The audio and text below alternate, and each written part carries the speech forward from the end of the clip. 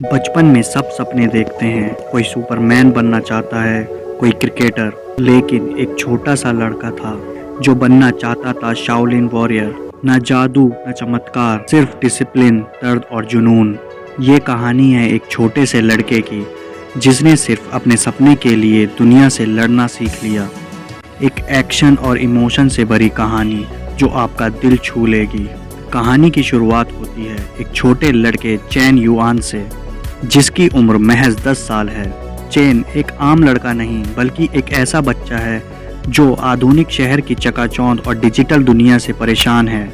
उसके माता पिता उसे एक शांतिपूर्ण, अनुशासित और प्राकृतिक माहौल देना चाहते हैं। इसीलिए वो फैसला करते हैं कि चेन को कुछ समय के लिए एक शाओलिन मंदिर भेजा जाए जहां वो शारीरिक और मानसिक डिसिप्लिन सीख सके। चेन युआन जब शाओलिन मंदिर पहुंचता है तो वहां के रूल्स एंड एनवायरनमेंट से बिल्कुल अनजान होता है। यहाँ का डिसिप्लिन सख्त है। सुबह 4 बजे उठना, मेडिटेशन करना, कठोर ट्रेनिंग और ध्यान लगाना। शुरुआत में चेन को ये सब बहुत कठिन लगता है। उसका मन करता है कि वो वापस अपने घर लौट जाए, लेकिन मास्टर जिंग जो एक बुजुर्ग और ज्ञानी शाओलिन गुरु है उसे समझाते हैं कि ये यात्रा सिर्फ शरीर की नहीं, आत्मा की भी है। मास्टर जिंग कहते हैं, शरीर से लड़ाई आसान है बेटा, पर मन से लड़ाई बहुत कठिन। मंदिर में चेन की मुलाकात कुछ और बच्चों से होती है। ली वेई एक शांत लेकिन बहुत अनुशासित लड़का, शाओफी बहुत तेज लेकिन एक घमंडी लड़का, माया एक लड़की जो शाओलिन में स्पेशल परमिशन से ट्रेनिंग ले रही है। इन बच्चों के साथ चेन की दोस्ती हो जाती है और धीरे धीरे वह भी उनके जैसा बनने लगता है।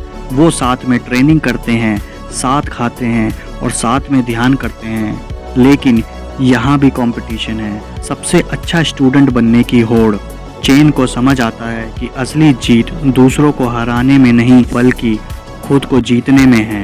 अब असली परीक्षा शुरू होती है, शाओलिन कुंग-फू की ट्रेनिंग। पहले हफ्ते में स्टेमिना और संतुलन की ट्रेनिंग, दूसरे हफ्ते में पंच, किक और ब्लॉक की बेसिक ट्रेनिंग होती है, तीसरे हफ्ते में हथियारों की ट्रेनिंग, स्टाफ, तलवार, त्रिशूल, चौथे हफ्ते में मानसिक एकाग्रता और क्वी ऊर्जा पर नियंत्रण। चेन को कई बार चोट लगती है, घुटने छिल जाते हैं, हाथ फट जाता है, लेकिन हर बार वह हार नहीं मानता। मास्टर जिंग कहते हैं, हर दर्द एक नई शक्ति देता है, अपने घावों को अपना गुरु बनाओ और आगे बढ़ो। शाओफी जो चेन का साथी है उससे जलने लगता है। वह सोचता है कि चेन सिर्फ मास्टर जिंग का चहीता है। वो एक दिन ट्रेनिंग के दौरान चेन से भिड़ जाता है और दोनों के बीच जमकर कुंग-फू फाइट हो जाती है। चेन उसे हरा देता है लेकिन मारता नहीं।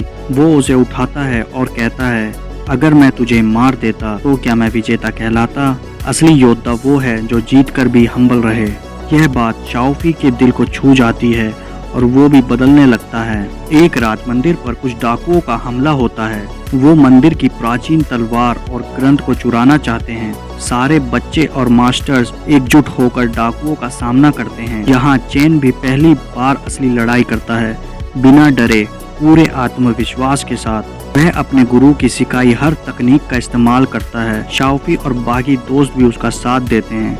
आखिरकार डाकुओं को हराकर मंदिर को बचा लिया जाता है। अब चेन की अंतिम परीक्षा होती है, एक मौन ध्यान यात्रा, जहां उसे 1 हफ्ते जंगल में अकेले ध्यान लगाना होगा। यहाँ न कोई मदद है, न खाना, न सुरक्षा। चेन इस दौरान अपने डर, गुस्से, अहंकार और लोभ से लड़ता है। उसे कई भ्रम होते हैं। वो अपने माता पिता को याद करता है, दोस्तों को और पुराने जीवन को, पर अंत में वो अपनी असली आत्मा को पहचान लेता है। जब वो वापस मंदिर लौटता है तो एक अलग चेन होता है, शांत, स्थिर और जागरूक। मास्टर जिंग उसे मंदिर के मंच पर बुलाते हैं और कहते हैं, अब तू सिर्फ एक लड़का नहीं, तू एक शाओलिन योद्धा है। चेन अपने माता पिता के पास लौटता है, लेकिन अब वो शहर का आम लड़का नहीं रहा। वो अपना ज्ञान, अनुशासन और शांति से दूसरों को प्रेरित करता है।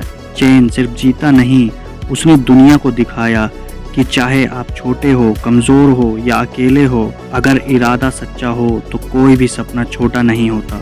अगर आपको चेन की कहानी ने मोटिवेट किया हो तो कमेंट में लिखिए, मैं भी हार नहीं मानूंगा। और वीडियो को लाइक और शेयर जरूर करें ताकि ये कहानी उन तक पहुंच सके जो अभी अपने सपनों से लड़ रहे हैं। धन्यवाद।